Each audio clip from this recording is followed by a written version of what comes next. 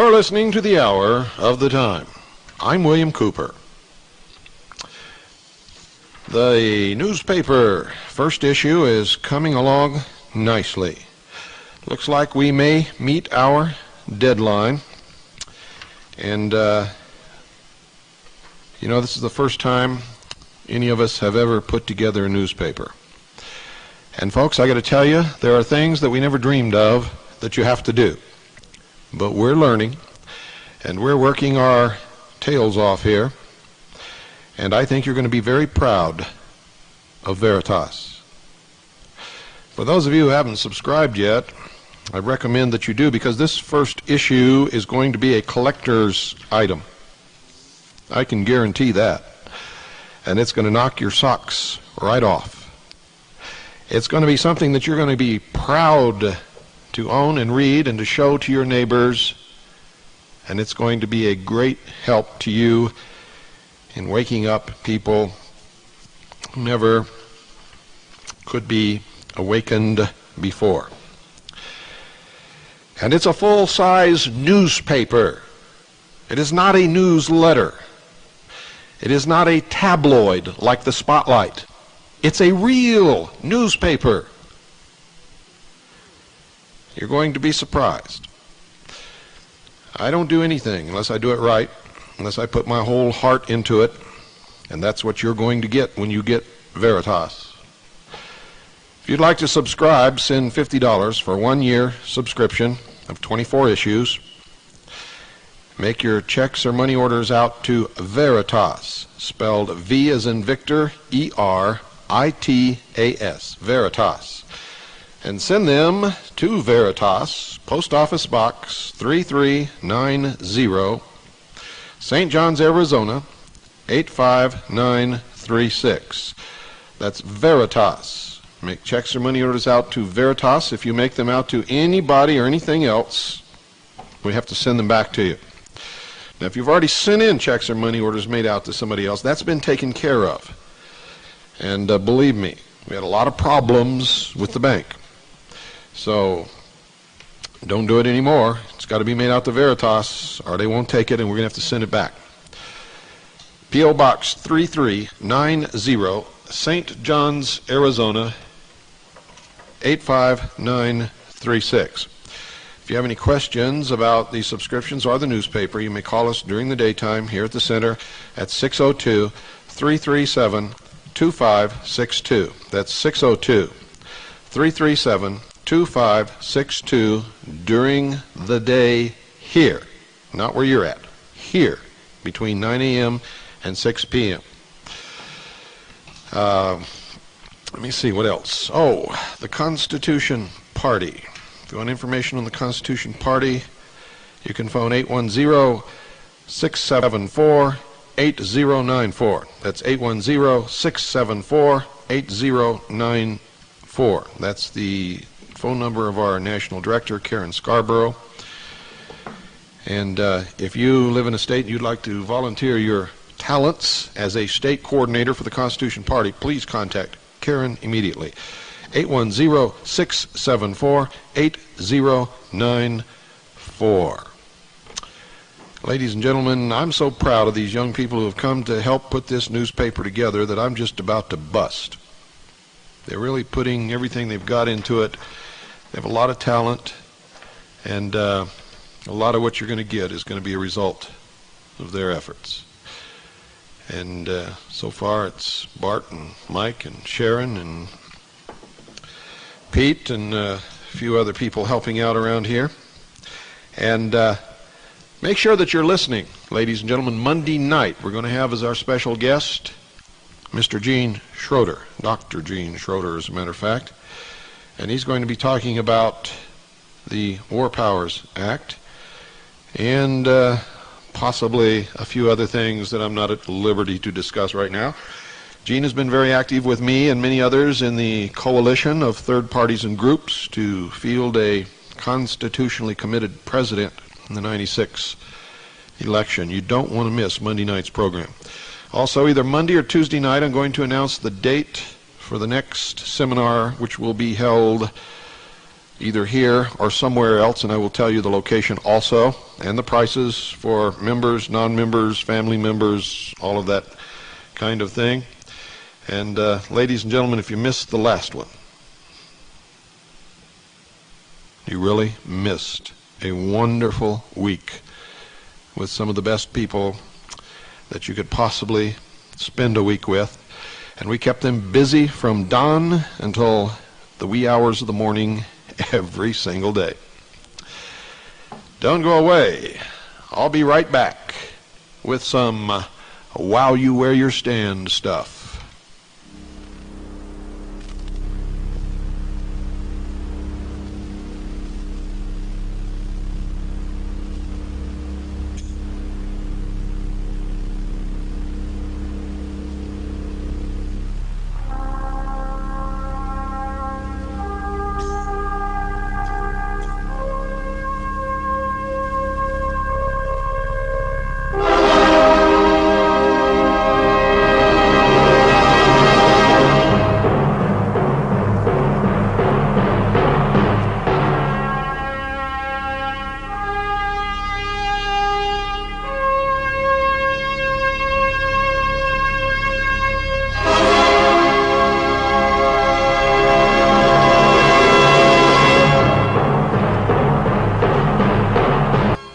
In 1/6 gravity, everything would weigh 1/6, or 16.7% of its earth weight.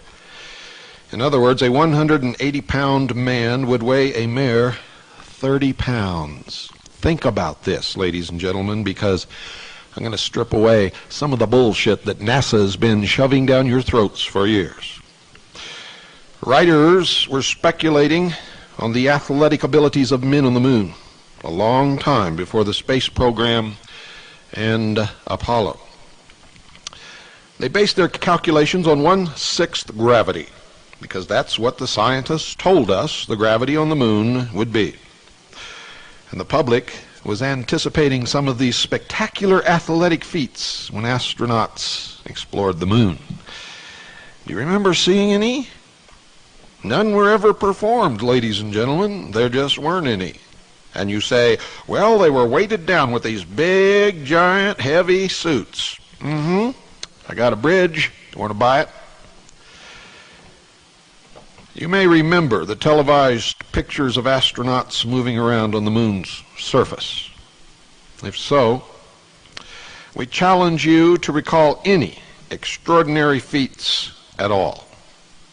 Because in all actuality, ladies and gentlemen, there were absolutely none. Zero. Zilch. Zip. Nothing. In the November 1967 issue of Science Digest, an article appeared by James R. Barrie entitled, How to Walk on the Moon.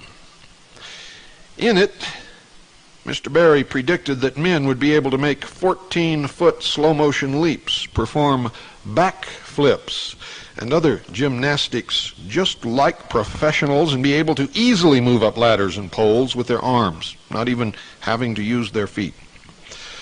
Another prediction was given in 1969 by the writers of U.S. News and World Report in an article entitled, U.S. on the Moon. Look it up.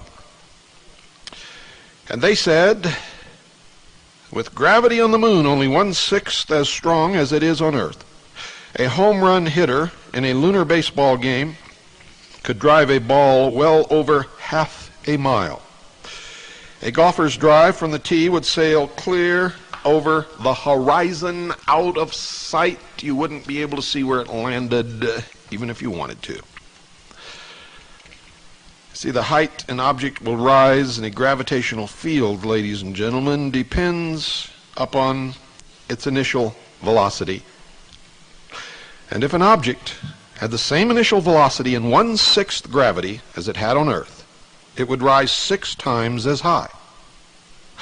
If the initial velocity of the object were doubled over its Earth velocity, it would rise 24 times as high. And if tripled, it would rise 54 times the Earth height. Imagine the golf tournaments in such an atmosphere. A man jumps vertically by bending his knees and then flexing his thigh muscles to full extension. Try it yourself, right where you are. Get the feel of this so you'll know exactly what we're talking about. You see, when he does this, it propels him off the ground with a given initial velocity that can be measured. And if an astronaut were to jump vertically in 1/6 gravity with the very same effort expended on Earth, the initial velocity would be greater than on Earth. Therefore, the astronaut would go more than 6 times higher. Now, we haven't even gotten to these suits yet, so don't get ahead of me. We're going to cover that, folks, using NASA's own figures. You see, for the purposes of this broadcast, a conservative approach is taken, and I always do that with anything that we talk about, simply because I know that the wolves are out there ready to jump. We take a conservative approach in determining the relative jumping ability of astronauts in 1/6 gravity versus Earth gravity. A complicating factor, folks, is the alleged weight of the spacesuits and backpacks worn by the astronauts. Now here's where the fun begins. You see, NASA claimed, it's their own figures. I didn't make this up, and you can check yourself. NASA claimed that the gear weighed 185 pounds. Let me repeat that so that there's no misinterpretation. 185 pounds.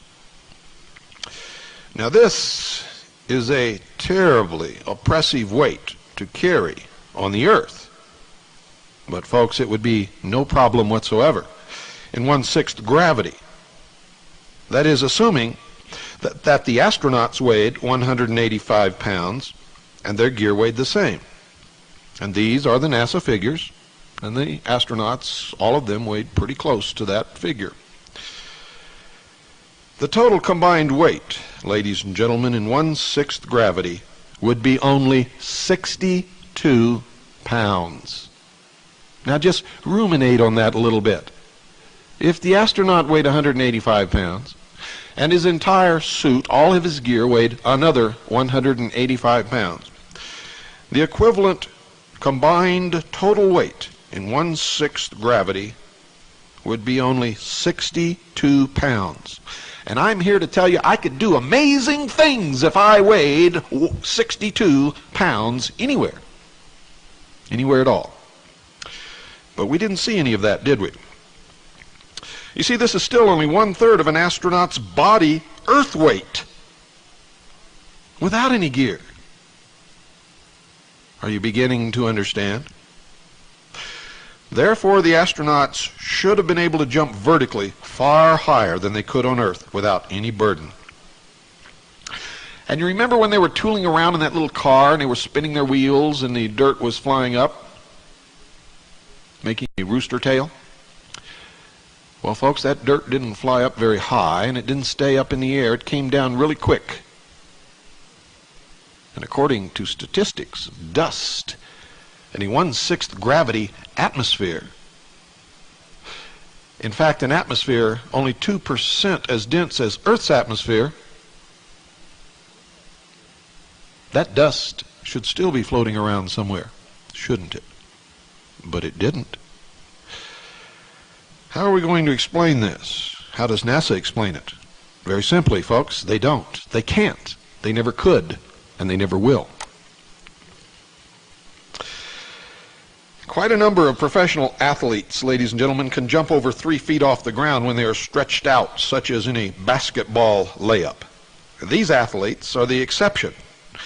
But an average man in good condition can easily manage 18 inches in a standing vertical jump. Try it in your living room. Try it right now. I don't care how much you weigh. If you can't reach 18 inches, there's something really seriously wrong. Like you might be permanently injured and trying to jump from a wheelchair. It can be assumed that the astronauts, ladies and gentlemen, were capable of attaining this on Earth with a moderate effort, especially considering the rigorous training and the physical condition which they were expected to maintain.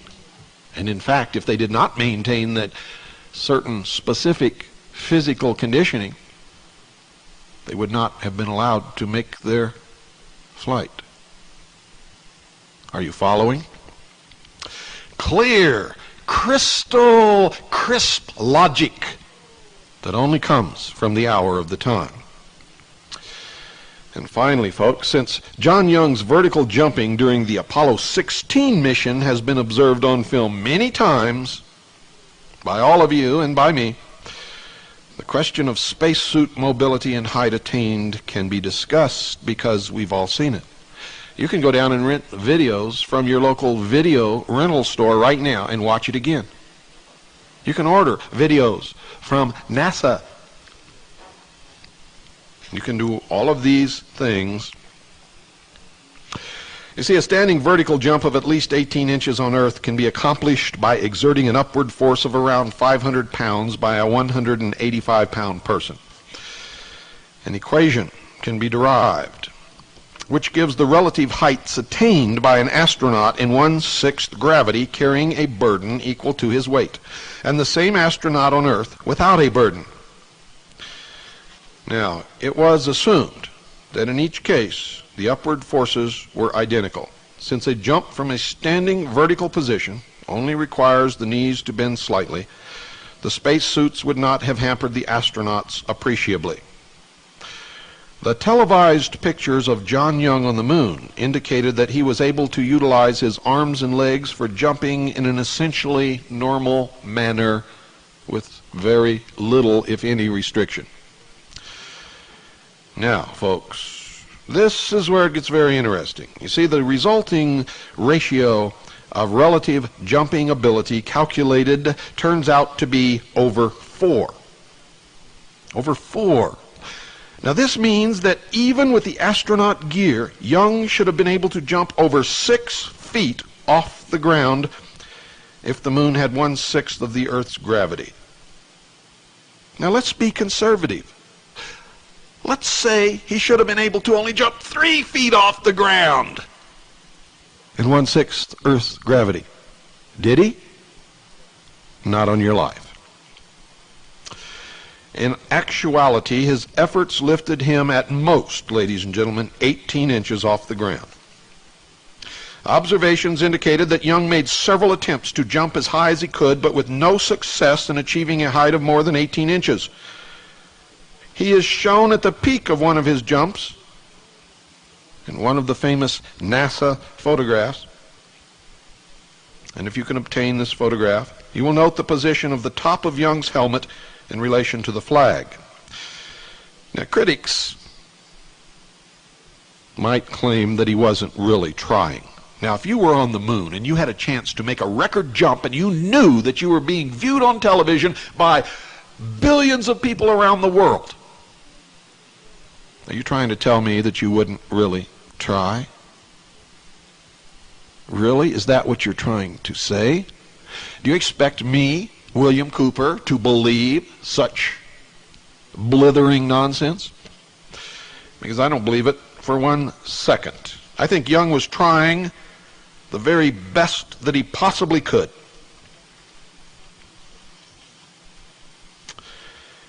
You might claim that he purposely kept his jumping efforts to a minimum. But if this were the case, ladies and gentlemen, a similar Earth effort without a backpack and suit would have lifted him only 5 inches or so. And this was probably Young's last chance to demonstrate that the moon had a low surface gravity. Why on earth wouldn't he make a reasonable effort to impress the world by jumping at least 3 or 4 feet? Especially when the figures say he could have easily reached 6 feet off the ground in a 1/6 gravity. You see, a reasonable jump would have been conclusive proof that the moon had a low gravity, and the risk of injury would have been minimal in low gravity conditions, even with the backpack and suit. With the knowledge that the astronauts could only jump about 18 inches on the moon, and assuming that the gear weighed what NASA claimed, and assuming that they were really on the moon when they made this jump, which is quite an assumption based upon all the evidence that we've been able to gather here, moon gravity is conservatively calculated to be at least 50% of Earth gravity. Now, if NASA overstated the true weight of the astronauts' gear, moon gravity would be appreciably higher. Evidence to follow, ladies and gentlemen, I'm going to present it to you during this broadcast, suggests that the astronauts' gear weighed no more than about 75 pounds total.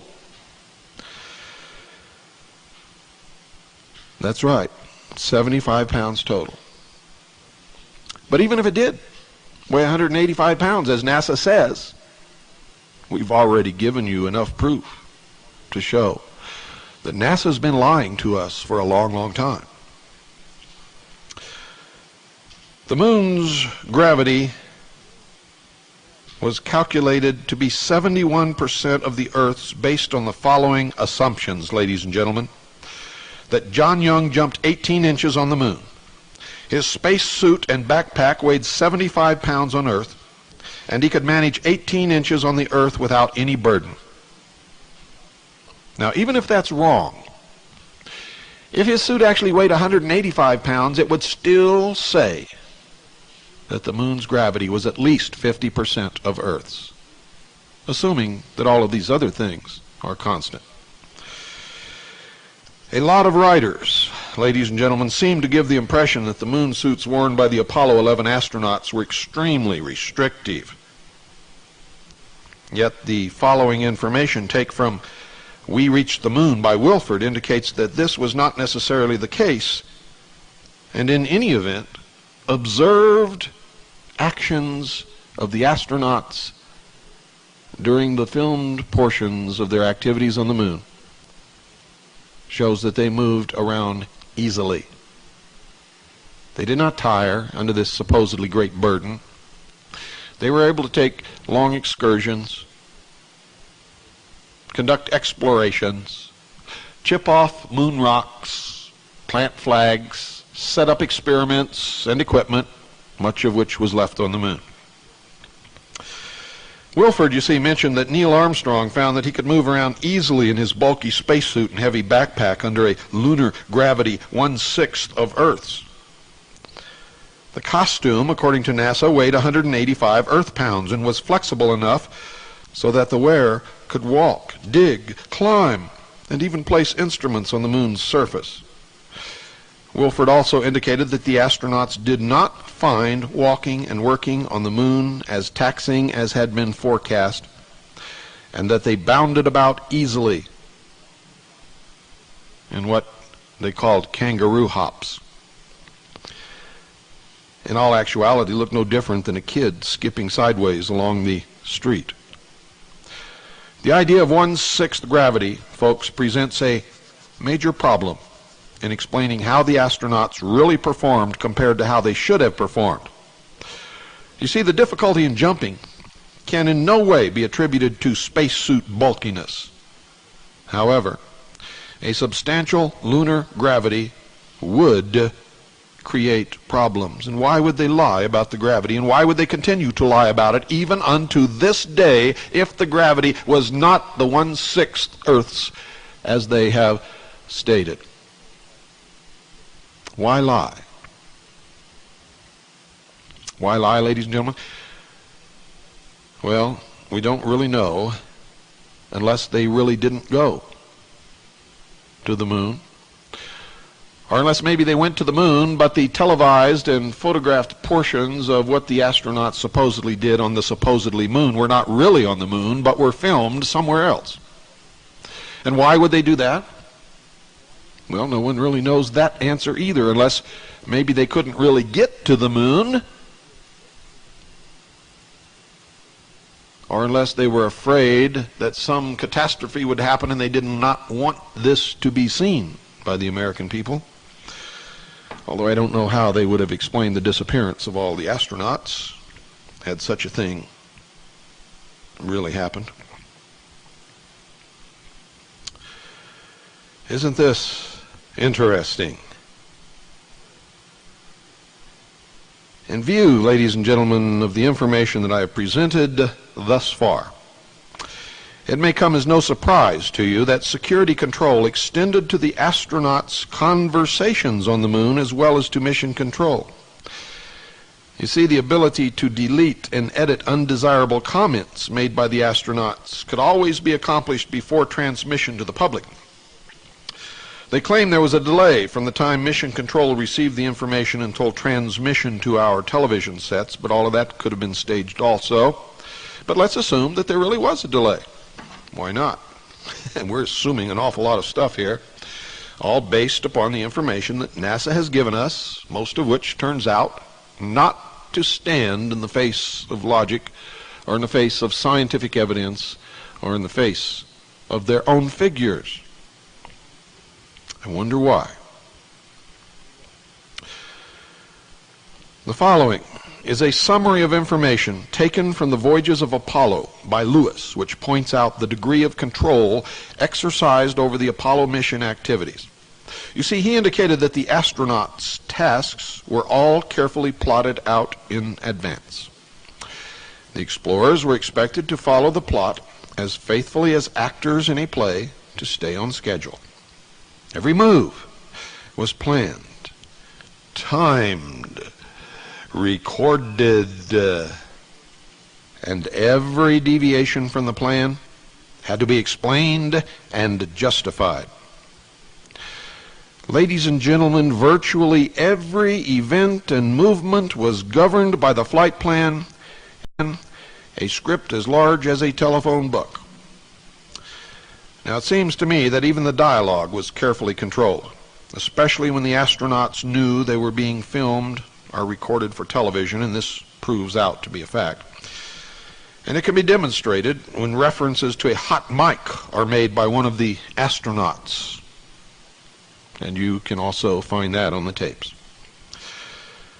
Apollo 12 was a more extensive mission than the first moon landing, whereas Armstrong and Aldrin spent only 2.5 hours on the moon.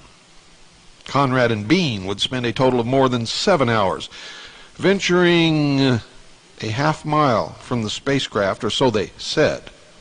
When you examine the photographs, the horizon in every single picture is always exactly 100 meters from the camera. Now, I have a degree in photography, folks, and I can tell you that that's absolutely true. 100 meters. Didn't matter if they were in hilly terrain, flat terrain, bumpy terrain, no terrain. The horizon was always 100 meters from the camera, wherever the camera was. This mission was to involve many scientific experiments, including an aluminum foil solar wind collector. And we'll discuss that on another broadcast because that's very interesting also. So is the flag, which you can see flapping in a lunar breeze in one of the films. Amazing. In an atmosphere that's not supposed to exist, where there can be no wind. The flag is flapping in the breeze. Evidently, somebody forgot to shut the studio door. The first Apollo 12 discrepancy of significance revealing a high lunar gravity occurred just after Conrad jumped the final 3 feet from the bottom of the ladder to the moon's surface, and I'm not going to tell you about that until after this break. Don't go away.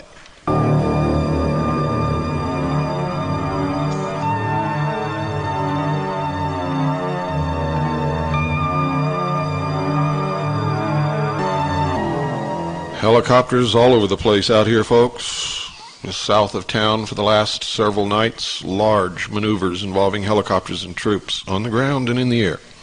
Right now there are 3 black helicopters on the ground at the St. John's Airport. Don't ask me what's going on because they don't tell me what their plans are or what they're doing. But I will tell you this, there is an ominous air. And we are always ready in Arizona. Continuing with our broadcast, this information that I'm going to give you was summarized from an account of the incident by Lewis. As Conrad stood on the lunar module landing pad, he stated that the last step may have been a small step for Neil, but was a long one for him. He then stepped off the pad and mentioned that he could walk pretty well, but that he had to take it easy and watch what he was doing. As Conrad was scooping up the contingency sample, Bean warned him not to fall over since he appeared to be leaning forward too far. Now, supposedly it would be difficult for him to get up in the moon suit if he fell over. Conrad then stated that he did not think Bean would be able to steam around as fast as he thought he could. Now, folks, in this incident that I've just recounted to you, it seems that Conrad was commenting on the final 3-foot jump since he referred to Neil Armstrong's jump down to the surface, not an intermediate step to the lowest rung on the ladder. You see, jumping from a 3-foot height in 1/6 gravity would be like jumping from 6 inches on the earth. No big deal. Even with the heavy backpack life support systems on, the 3-foot drop would have scarcely been felt by the astronauts. They should have been able to lower themselves down with their arm strength alone, and no difficulties whatsoever should have been encountered. Unless NASA is lying. When Conrad began to move around on the surface, he might have experienced weight problems. However, even with the alleged weight of the gear, the astronauts should have had no problems in standing up if they fell down in only 1/6 gravity. They would have been able to provide the necessary push to right themselves with the strength of probably only one arm, given their physical conditioning. One arm alone, since their moon weight should have only been 60 pounds or so. This is no big feat for a kid in high school. The evidence, folks, presented does not support the condition of 1/6 gravity. It indicates one of two things. It indicates a lunar gravity close to that found on the Earth's surface, or it indicates that the astronauts were not on the moon. Either one of those conclusions, if true, proves that NASA has lied to the American people and the world for many years. A photo appeared in the December 12, 1969 issue of Life magazine, which showed Apollo 12 astronaut Alan Bean carrying a barbell-shaped package of instruments which allegedly weighed 190 Earth pounds. Now, the accompanying statement that it had a moon weight of only 30 pounds cannot be consistent with the photo, which shows, ladies and gentlemen, a noticeable bow in the 1-inch steel bar.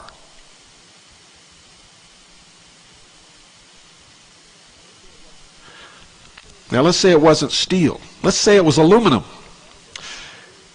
But the barbell, the total weight, which NASA says only weighed 30 pounds in the moon weight, even a 1-inch aluminum bar would not bow like you see in that picture. What else could it have been? Balsa wood? I don't think so. The movie film of this event is even more revealing, ladies and gentlemen, as Bean carried the instrument package across what was said to be the lunar surface. The bar bent up and down, strained by the heavy burden on each end. It was also apparent that the instrument package was quite heavy from Bean's efforts and movements, something that could not have been if they were only in 1/6 Earth's gravity. Before the remaining Apollo missions are discussed, folks, it may be of some value to you to examine how the astronauts were given training to prepare them for their excursions on the moon. If a 185-pound astronaut carried a backpack life support system and spacesuit weighing 185 pounds, the combined total weight of astronaut and gear would be 370 pounds on Earth, compared to 62 pounds in 1/6 gravity conditions. And remember, we're talking total weight. Therefore, an Earth simulation of 1/6 gravity would have to lighten the astronaut and his equipment to 1/3 of his normal Earth body weight. Any attempt to simulate 1/6 gravity on Earth would have to be made underwater or with a special contraption which actually helps to lighten the astronaut and his burden, regardless of whether he's moving up or down. And both of these methods were employed by NASA. Both of them. However, in early 1964, ladies and gentlemen, space scientists discovered Oregon as a place to serve as a lunar workshop without using water or special devices. You see, astronauts were sent to the Bend, Oregon area to get their moon legs, so to speak. Walter Cunningham was the first to try out the moon suit, backpack, life support system, and certain tools which were to be used by Armstrong and Aldrin on the moon excursion. In the first test over lava rocks, Cunningham lost his balance and sprained his thumb, tearing small holes in the suit glove which caused it to lose pressure. Evidently a full simulation was attempted. If so, how could the NASA people rationalize the weight problem? Can you explain it? I can't. There's no way that the condition of 1/6 gravity could be reproduced in this manner. Even if the backpack were lightened considerably, the combined weight of a 185-pound astronaut in gear would be far more than 3 times the required lunar weight. If anything, the real purpose of the tests must have been to simulate a lunar gravity which is nearly the same as Earth's, or to perform the experiments under the exact same conditions on the actual planet where this would be filmed, which may have been the Earth. That these astronauts were able to maneuver around at all in the Bend, Oregon area with their gear on suggests to me, and to quite a few other intelligent people, that the gear weighed far less than 185 pounds. The ridiculousness, the absolute absurdity of the exercise makes the NASA cover-up extremely clear. Clear as crystal. Since the tests began in early 1963, it is apparent that the moon's high gravity was discovered at least as early as 1962, if that is the explanation. Or they knew as early as 1962 that they would not ever reach the moon, or if they did, the actual moon events would not be filmed, but a play of moon events might have been filmed somewhere in the Arizona, Nevada, eastern Washington state deserts, possibly.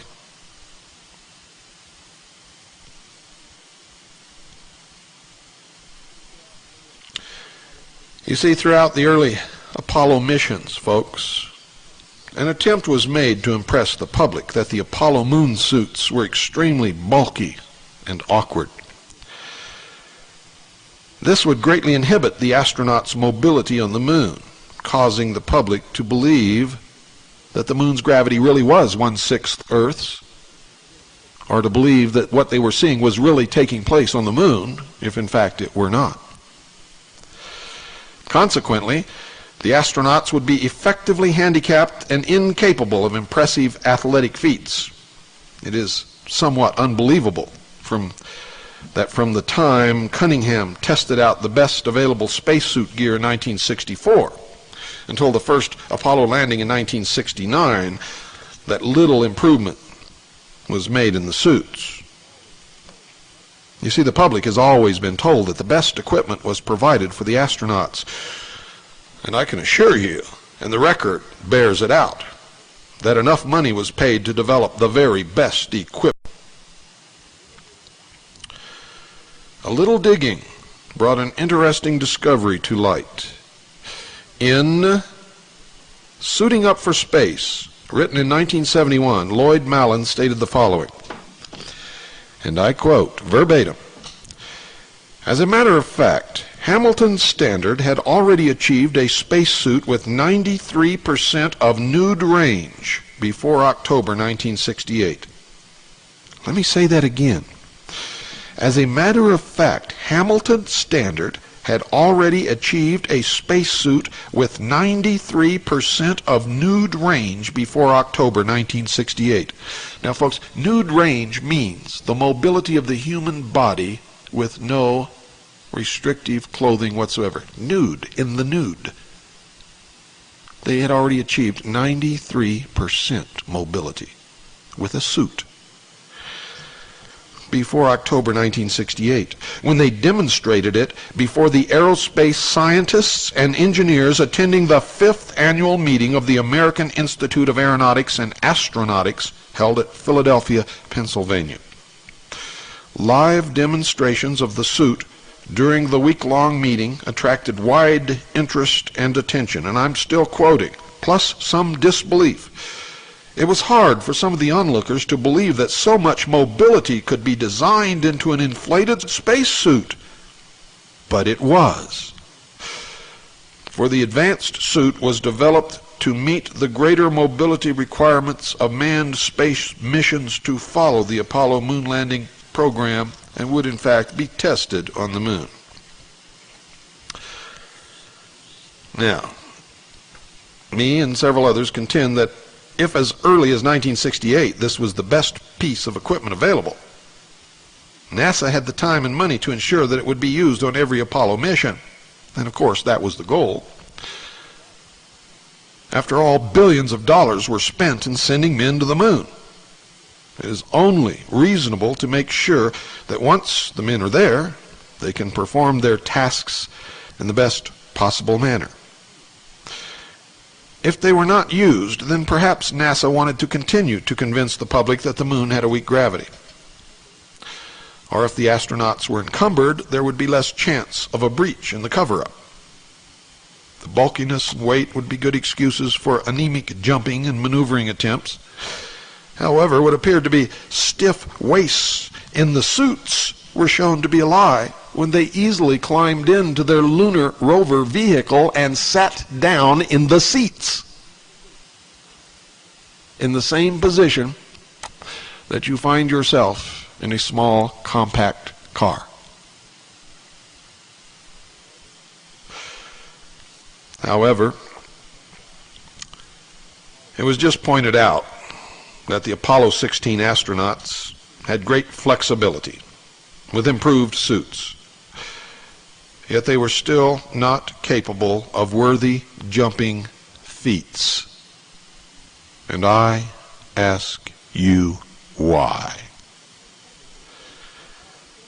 You see, the public was told that modifications were made to the space suits by the time of the later Apollo missions. In the July 1971 issue of National Geographic, in an article entitled "The Climb Up Cone Crater," Alice J. Hall stated, and I quote, "Apollo 15's lunar module will be able to stay on the moon 67 hours, twice as long as Antares did.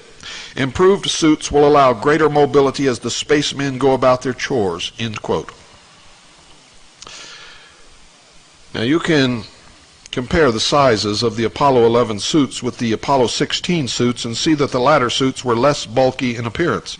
Therefore, astronauts in the Apollo 16 mission should not have had any trouble on the moon if 1/6 gravity conditions existed. Hills should have been climbed with leaping bounds, and great distances should have been covered in short time periods by the astronauts who, with their combined total body weight, equipment, and suit weight, should have weighed no more than 62 pounds. It should have been as if they had been in recapture of their youth. But that's not what we saw. Before the ill-fated Apollo 13 mission, which never made a lunar landing, Astronauts Lovell and Hayes practiced a traverse in Verde Valley within Prescott National Forest, Arizona. I used to live in the Verde Valley, well acquainted with the terrain, the type of soil, and the rocks. This was to give them the experience they would need to reach Cone Crater on a ridge about 400 feet higher than the proposed landing site elevation. Again, I suggest to you that practices in Arizona would be totally useless if 1/6 gravity were to be encountered on the moon. What is this? Foolum Day, or is this magic time? What were they about with this scam? Because that's exactly what it was. A scam.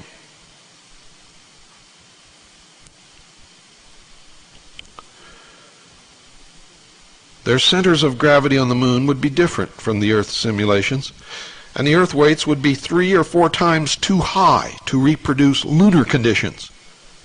However, the practice sessions would certainly have been useful in simulating Earth gravity conditions. Do you understand what I'm telling you? If Cunningham's backpack and spacesuit had weighed 185 pounds, he would have become totally exhausted in just a couple of minutes. With a combined weight of 370 some odd pounds. But he was not. He was not. Incredibly, his 1964 simulations involved spacesuit pressure. This implies that he carried oxygen and some sort of cooling system. Otherwise, he would have quickly passed out from the heat exhaustion. And, as an ex-professional diver, I can tell you that's true. And all this evidence points to the conclusion that the life support systems and spacesuits were light enough for the astronauts to have performed in high lunar gravity conditions for extended periods of time because they did it with the same equipment in Earth gravity with no problem. In addition, this was accomplished as early as 1964, ladies and gentlemen, and developmental efforts would have lightened the gear considerably by 1969, and indeed the evidence and the statements by NASA and others confirmed that this did indeed take place. The combined spacesuit and life support system weight was probably less than 75 pounds. That's what the evidence shows. Exotic light metals and the best known materials available to NASA would have assured this.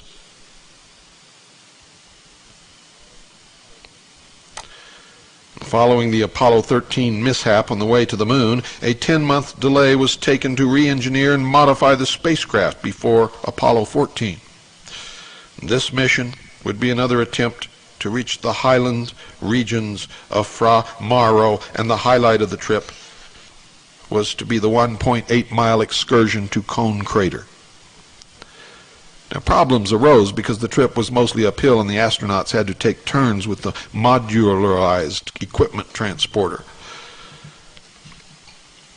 or what they called the MET, the MET. On their first EVA, or moon excursion, Lewis mentioned that Shepard and Mitchell moved around with dancing steps and kangaroo jumps. Unfortunately, it seems like the first excursion must have gotten the best of them, because on the trip to Cone Crater, the explorers were huffing and puffing and their heart rates climbed. And they should have only had a combined weight, even if their suits did weigh 185 pounds, in 1/6 Earth's gravity of only 62 pounds. What's going on here?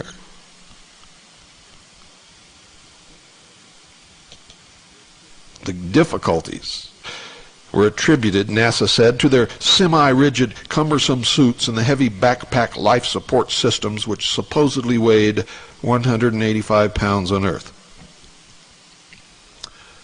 Somebody is lying. It's important for you, the listener, to understand that the combined weight of astronaut, spacesuit, and life support system could not have exceeded 62 pounds using NASA's own figures in 1/6 gravity, and this could hardly be considered a sizable fraction of their Earth weight. Yet NASA claims to this day that their figures are correct. For men who were moving with dancing steps and kangaroo jumps the day before, slight hills seemed to present a formidable challenge. Now, if the moon's weak gravity presented such an awesome challenge to astronauts in walking uphill, then perhaps the excellent physical condition which these men were supposed to be in was overrated. It was expected to hear comments by the astronauts on the ease of moving up hills and in traversing long distances with little effort and great speed. Fortunately, Apollo missions 15, 16, and 17 did not subject astronauts quite as much to the moon's hostile environment and tremendous, overpowering 1/6 gravity. The lunar rover was to transport them most of the way to their destinations. And it didn't weigh much either. And yet when we saw it hit a bump, it did not fly way up into the air, and neither does the dust kicked up by the wheels of this amazing craft. Live long and prosper, and may the force be with you.